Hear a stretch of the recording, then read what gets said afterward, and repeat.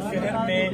29 नवंबर 2000 हमसे थोड़ा लोग ऐड करें KTN यार। पाकिस्तान के पार्लियामेंट के मेंबर और 2011 में मुस्लिम दुनिया के मुस्लिम में से बेदर्दी से शहीद किया गया और हमने 10 साल अदालत के दरवाजे खटखटाए, हाजिरों पे हाजिरियाँ दी, 450 से ज़ायद हमने हाजिरियाँ रुकाई, अपने कारकुनों को पुरअमन रखा, खुद को पुरअमन रखा, इंसाफ के बोलबाला के लिए हमेशा ये कहते रहे कि हमें अदालत से इंसाफ की उम्मीद है। मैं समझता हूँ कि 10 साल ATC कोर्ट में जो केस चला, इसी मुअज़्ज़िज़ हाई कोर्ट ने हुक्म दिया, एक मरतबा नहीं 2 मरतबा के 6 महीने में इसकी जजमेंट आनी चाहिए। हाई कोर्ट के उस जजमेंट जो है वो फैसले को भी सबूताज किया गया और 6 महीने के बजाय 11 सालों के बाद हमें इंसाफ दिया गया। मैं समझता हूँ हमें इंसाफ तो मिला है लेकिन अधूरा मिला है। कातिलों को अदालत ने कातिल डिक्लेयर किया है और फिर शरीयत कहती है कि जान के बदले जान, आइन कहता है कि जान के बदले जान। अब इतने बड़े आदमी के अगर कातिलों को इस तरह का रिलीफ मिलेगा तो कल फिर यहाँ किसी की जान महफूज नहीं रहेगी, किसी की इज्जत और आबरू महफूज नहीं रहेगी। मैं सिर्फ अपने वालिद के खून में इस वक्त इंसाफ नहीं चाह रहा, उसके इंसाफ के साथ साथ मुस्तकबिल के मेहमारों के खून को भी महफूज कर रहा हूँ कि किसी की जान लेते हुए कोई 1 करोड़ मरतबा सोचे कि किसी का खून बहाना इतना आसान नहीं है। आज मैं यहाँ पहुँचा हूँ, जिस तरह मैंने उस दिन आपको कहा था ATC के अंदर कि मैं हाई कोर्ट जाऊँगा, आज मैंने यहाँ पर अपने डॉक्यूमेंट जमा करा दिए हैं। मैं उम्मीद करता हूँ कि जल्द अज जल्द हमें सुनवाई की तारीख मिलेगी और अदालत जल्द अज जल्द हमें इंसाफ देगी। मैं उम्मीद करता हूँ कि ATC से अधूरा इंसाफ मिला था, बाकी अधूरा इंसाफ हाई कोर्ट देकर हमारे इंसाफ के तकाज़ों को पूरा करेगी।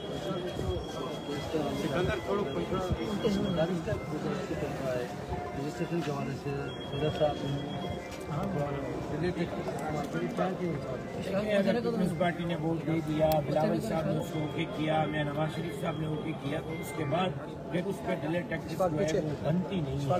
कौमी असम्बली ने वोट दे दिया, सेनेट ने वोट दे दिया और फिर एतराज़ात में भी मज़हब का खेद है कि एक तरफ हम कहते हैं कि हम आज़ाद मुल्क हैं, एक तरफ हम कहते हैं कि हम खुद मुख्तार जो है वो फैसलों में है, एक तरफ हम कहते हैं कि हमने 1947 के बाद सुख का सांस लिया आज़ादी का और फिर एतराज़ात में लिखते हैं कि फाटक नाराज़ होगा, IMF नाराज़ होगा, आलमी इस्तेमार नाराज़ होगा। तो उन्होंने एतराज़ात में ही बता दिया कि हम आज़ाद कौम नहीं है, हम गुलाम कौम है। हमारे मुल्क के आज भी फैसले हम नहीं करते, आज भी हमारे फैसले फाटफ करती है, आज भी हमारे फैसले वर्ल्ड बैंक और एशिया बैंक और IMF करती है, आज भी हमारे फैसले पाकिस्तान में नहीं बाहर होते हैं। अगर ऐसा नहीं है, वाकई हम आज़ाद हैं, तो बिलावल भुट्टो जरदारी साहब ने और हमारी बहन आसफा भुट्टो जरदारी ने जिस बिल पर वोट दिया है, तो आसफा और बिलावल के वालिद को चाहिए कि अपने बेटों और बेटियों के उस वोट की लाज रखते हुए उस बिल पर फौरी तौर पर दस्तखत करें। अलावा साहब शहीद जब जिंदा थे तो सिंध के इश्यूज पे वो बढ़कर बात करते थे और एहतजाजी अब सिंध के हवाले से बहुत बड़ा इशू सोलिस्तान के नाला अशफाक मुंडी पे मुंडी ऐसी थी घूम नजर आ रहा है, ये बाकी आपका क्या कहना है? मेरा ख्याल ये कि आपका ये तासुर गलत है, मैं इसकी तकलीफ करूँगा। आज भी सिंध के इशूज पर सबसे ज़्यादा तमाम आवाज़ इस्लाम की है, चाहे वो जज़ायर पर है, चाहे वो कारूंजर पर है, चाहे वो अमन अमान के मसले पर है। आप गवाह हैं, वज़ीर आज़म के सामने कच्चे में डाकू के खिलाफ ज्वाइंट ऑपरेशन का मुतालबा इस्लाम में रखा। सिंध अमन मार्च 12 दिन तक हमने पूरे सूबे सिंध में किया कि सिंध को अमन दें, और फिर अभी जब दरियाए सिंध पर डाके की बात हुई, नई केनाल निकालने की बात हुई, तो आल पाकिस्तान पर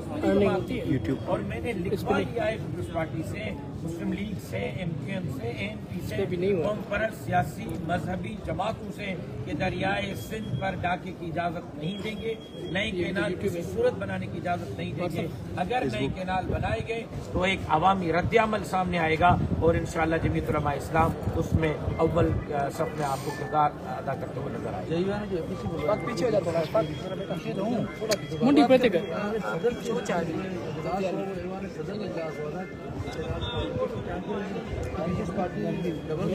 میرا خیال یہ ہے کہ اگر ڈبل گیم کر بھی رہی تھی تو ہم نے ان کے ڈبل گیم کو روک دیا ہے، عوام کے سامنے ہم نے ان کو ایکسپوز کر دیا ہے۔ اب ان کے دستخط ہمارے پاس ہیں، وزیر اعلیٰ صاحب کے اعلامیے پہ دستخط ہے، نثار احمد کھوڑو صاحب کے اعلامیے پہ دستخط، وہ کیسے کریں گے؟ جب کریں گے تو وہ قوم کے سامنے مجرموں کے لسٹ میں ہوں گے اور قوم سے پوچھے گی۔ آپ نے کہا کہ پابندیاں لگا کمپنیز کو بین کیا ہے، اس میں NDC بھی شامل ہے جو سرکاری کمپنی، کیا کہیں گے اس پہ؟ میں تو یہی کہتا ہوں کہ ہم آزاد اور خود مختار قوم نہیں ہیں، آج بھی ہم غلامی کی زندگی جی رہے ہیں۔ ہمیں آزاد اور خود مختار بننے کے لیے سب سے پہلے یہ ہے کہ اپنے پارلیمنٹ کو آزاد کرانا ہوگا، جس کی جدوجہد 2018 سے ہم لڑ رہے ہیں کہ ایوان میں اکثریت ان کی ہونی